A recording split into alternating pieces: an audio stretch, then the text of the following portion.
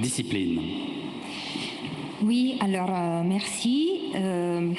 Moi, je commencerai en rebondissant sur ce qui vient de dire Jacques Attali, c'est-à-dire sur l'impossibilité de séparer complètement les pires du meilleur. Dans le sens où, depuis toujours, et pour toujours, l'homme sera capable du pire comme du meilleur. C'est quelque chose qui fait partie de la nature humaine, ce qui caractérise chaque être humain, chaque homme, chaque femme, est quelque chose qui relève de l'ambivalence. C'est-à-dire l'effet que, étant donné qu'on est des êtres pulsionnels, qu'on est mus par nos pulsions, quelque part, nous sommes amenés à accomplir les biens et les mal, les pires et les meilleurs. Et probablement, la situation la meilleure consisterait à accepter cette intrinsèque ambivalence qui nous caractérise. C'est d'ailleurs ce qui a montré de façon très précise Freud et puis les autres découvertes de la psychanalyse. C'est-à-dire l'effet que chacun de nous, étant un être pulsionnel, doit apprendre à accepter ses pulsions tout en sachant qu'il existe des digues. Freud parle des digues psychiques, notamment des pudeurs, des dégoûts et des compassions qui sont là et qui doivent nous apprendre aussi à contenir ces pulsions.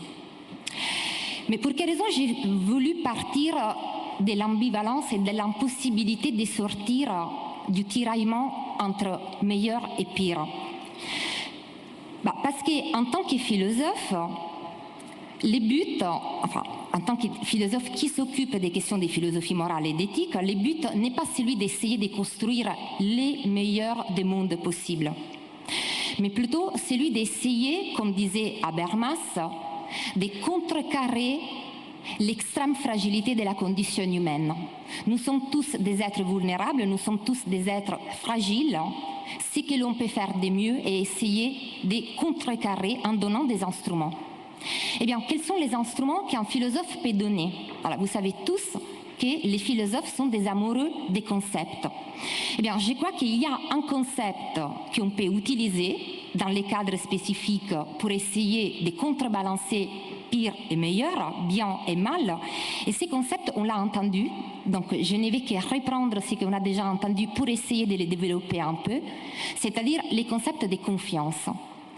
C'est un concept central aujourd'hui parce que je crois que c'est ce qui va permettre effectivement de recréer du lien social, du vivre ensemble à l'intérieur de la vie privée, dans les cadres de la vie privée, mais aussi dans les cadres de l'entreprise et plus généralement dans les cadres de la société et de la politique.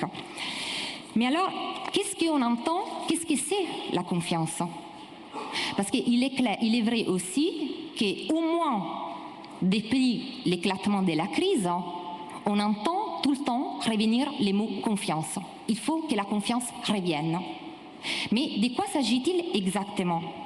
Eh bien, le problème est que ces dernières années, on a beaucoup entendu parler d'une certaine forme de confiance qui est la confiance en soi. C'est-à-dire, il fallait tout le temps montrer qu'on avait besoin de rien et de personne, qu'on était complètement autosuffisant. On était dans l'autosuffisance, on était dans les contrôles, on était dans l'individualisation de la performance, ça a été dit tout à l'heure. C'est-à-dire, il fallait surtout montrer aux autres qu'on ne dépendait pas d'eux. Donc la confiance comme confiance en soi, comme estime de soi, comme quelque chose qui devait empêcher de s'ouvrir aux autres, car l'ouverture aux autres était quelque chose qui mettait en péril, une prise de risque finalement, mais une prise de risque nécessaire, car si on n'arrive pas à intégrer à cette dimension de la confiance en soi, qui est certes importante, parce qu'il faut bien s'entendre, quand j'ai dit que la confiance en soi ne suffit pas, je ne vais pas dire pour autant que la confiance en soi n'est pas importante, n'est pas nécessaire.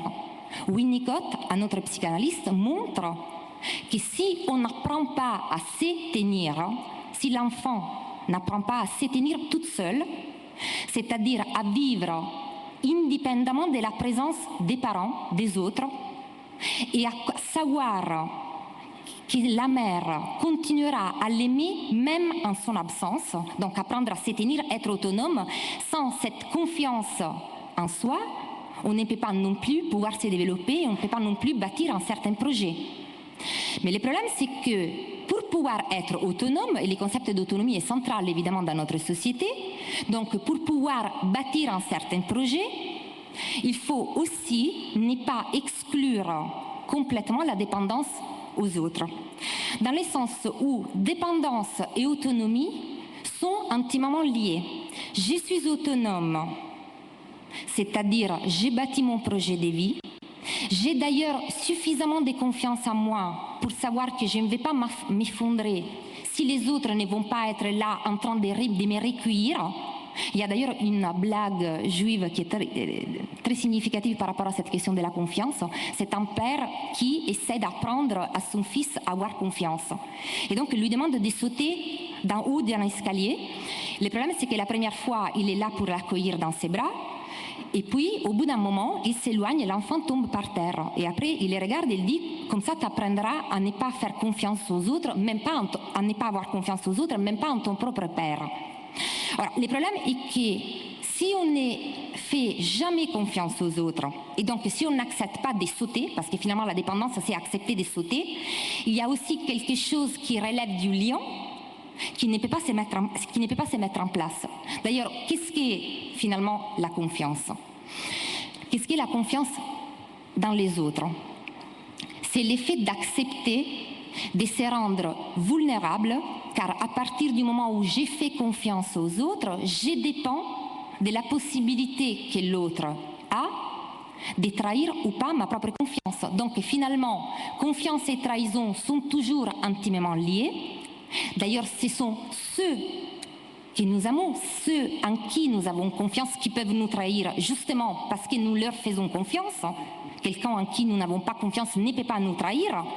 Donc confiance et trahison sont intimement liés, mais en même temps, si on ne lâche pas prise, c'est-à-dire si on n'accepte pas de se rendre vulnérable face à autrui, si on ne prend pas les risques de la trahison, c'est effectivement le noyau dur du lien à l'autre qui n'est pas là.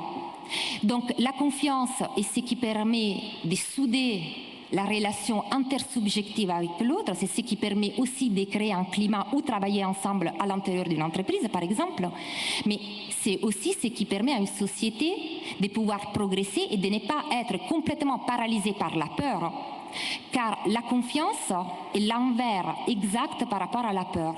Lorsqu'on a peur, on contrôle, là aussi c'est un concept dont on a entendu parler, on est dans les contrôles, on essaie de contrôler soi-même et les autres, on essaie de contrôler ses propres réactions et les réactions des autres, donc on est paralysé par la peur, là où avec la confiance, on sort de soi, on accepte cette dépendance, mais finalement on engendre quelque chose d'autre. Bien sûr, il ne faut pas tomber non plus cependant dans la toute confiance, c'est-à-dire dans une confiance aveugle, car là, on bascule dans un autre concept qui est celui de la foi. Alors, on peut avoir foi, on peut croire, par exemple, en Dieu, mais utiliser ces mêmes concepts par rapport aux êtres humains signifie se tromper, car chacun de nous, à différence de Dieu pour un croyant, est justement dans la finitude, est dans la vulnérabilité, est dans la trahison, est capable du pire comme du meilleur. Donc, faire confiance, mais en même temps savoir que cette confiance peut être trompée, et d'ailleurs c'est humain de la tromper, mais en même temps, sans confiance, il y a quelque chose du vivre ensemble qui ne peut pas se mettre en place. Merci.